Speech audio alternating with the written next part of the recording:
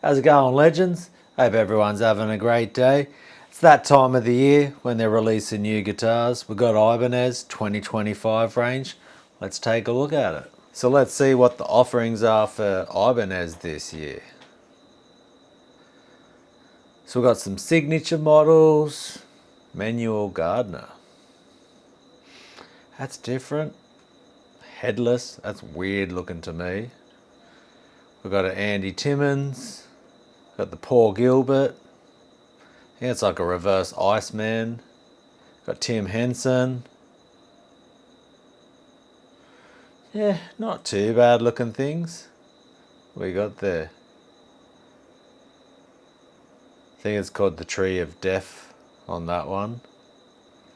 You see the inlay, what it's called? Yeah, Tree of Death inlay. Not a bad looking guitar. Silver. Is a pretty cool inlay. And he's a crazy player for sure. You can see baked maple. So it's got Fishman's, or is it? Or what sort of pickups has it's got? Yeah, Fishman. They're the kings at the moment, aren't they, on everything? Fishman, they're just absolutely running the show right now. We've got a Goto, ebony fretboard, basswood body, roasted maple, Graphtec nut, that's pretty cool. Chrome hardware, fret jumbo, stainless steel, 25.5, not too bad at all. Then we get down to some Axe Design Lab. This is a pretty cool one right here.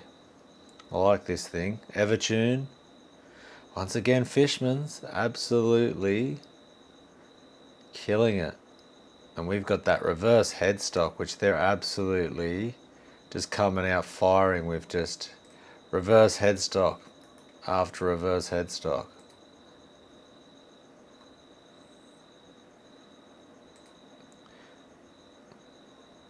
Be good if you could like expand in on these images, but yeah, not bad looking guitar. Some stats on it. Jumbo stainless steel frets, Evertune bridge, the Fishman Fluence Modern.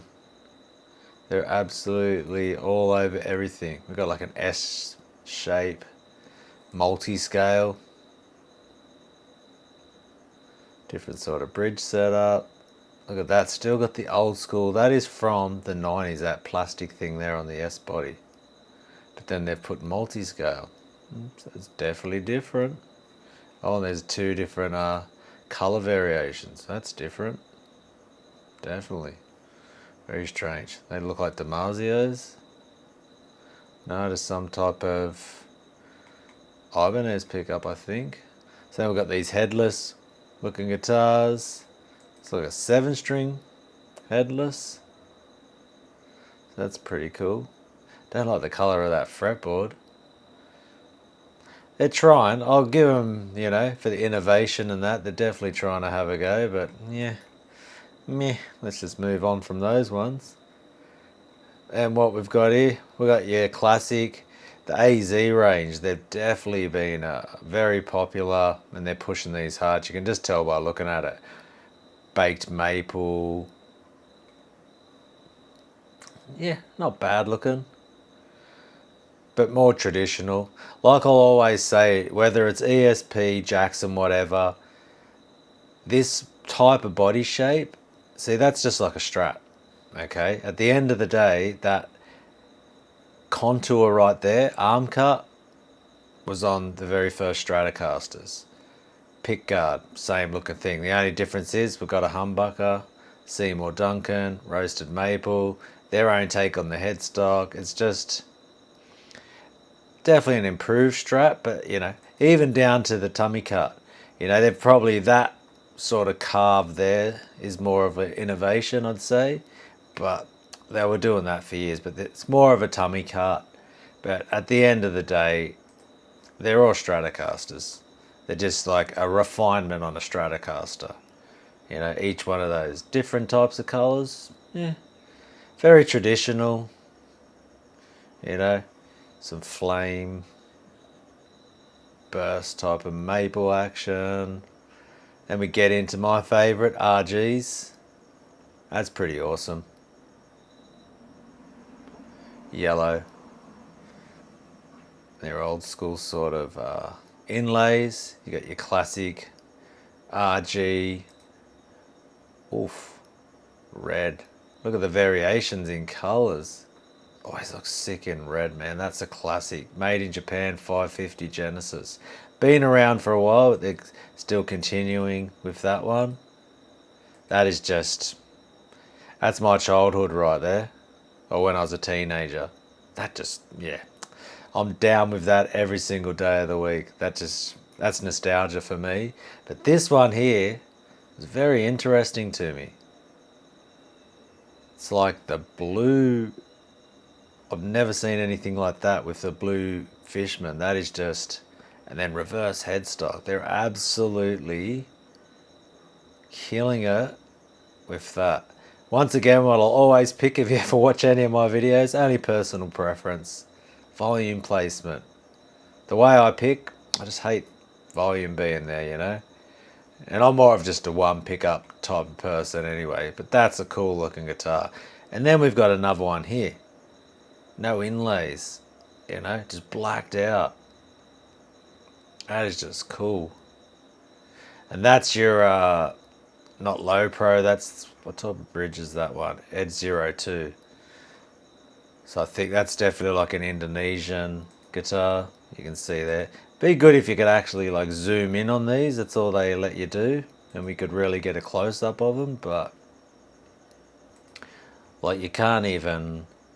I wonder if you do put it there, yeah, it doesn't come up into here, so. But that's a cool looking guitar. Classic Ibanez. Looks like an Indo one. And you've got another one here, same type of deal, but in a 7-string, 02 bridge, ebony fretboard, jumbo frets, Damaso activators. Definitely got to be an Indo because you can see the logo right there. But a satin neck, that's cool looking. I like it. Another iron label. That just means business. That's a metal, absolute just metal machine. Loving that. And that's pretty much all they've got. They're trying to... Is this like a multi-scale? No. It's just the way... It looks like a baritone or something. Yeah, 26.5. A little extra scale. Like an inch from a 25.5. Ebony fretboard. Not too bad for the fixed bridge. So yeah, you get your RGD classic. Nothing really special there, but I like the fact they put some reverse headstocks on a fair few guitars. It's pretty sick. Enjoying that. We've got some multi-scale action. Yeah. You know, but just blacked out Ibanez.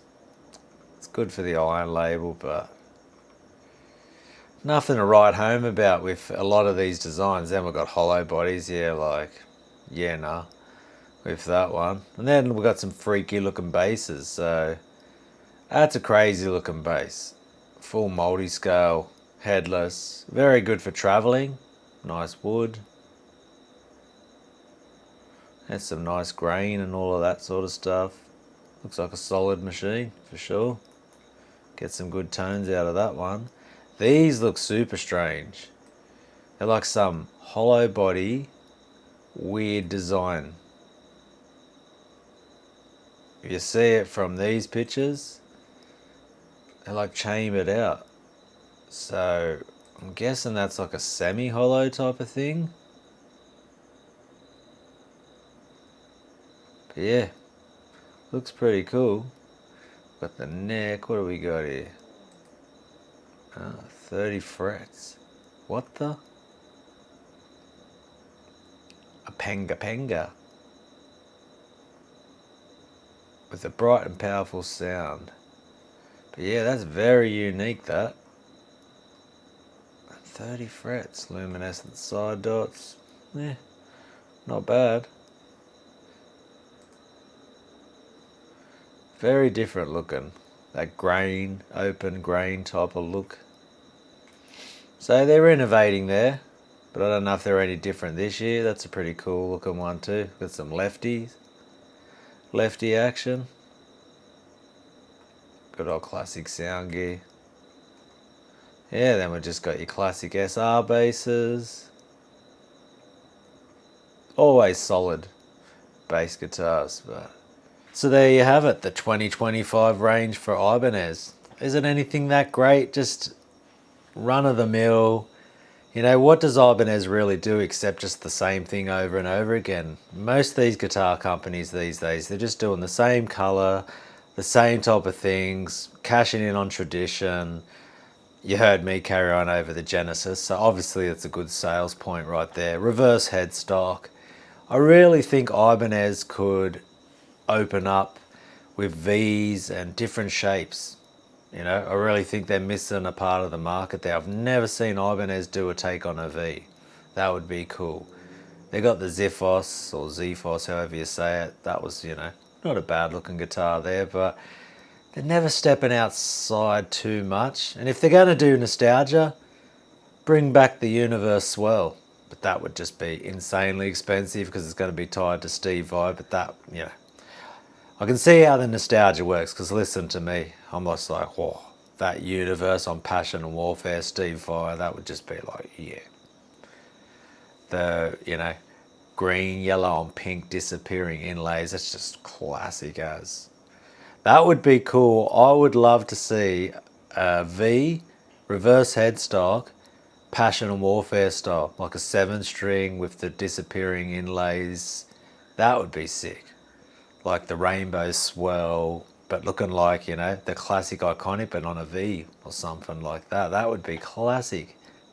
And I really think a lot of these guitar companies could innovate like that and just really just step outside of that norm just a little bit. So, hey, but there you go. It's that time of the year. NAMM's coming up. You know, trying to sell more of the same thing. Do we really need all these new guitars when the cost right now, you're going to get a better deal secondhand. You know, get a guitar from 10 years ago. As long as it's been treated good, you could paint it yourself because that's pretty much all they do. They just put on maybe some different pickups. Fishman Fluence, they've just been the king of the hill right now for how long. And yeah, so really what's new? Nothing's really changing in a lot of these type of guitars. So yeah, go check it out. Ibanez, I like that reverse headstock metal machine, you know.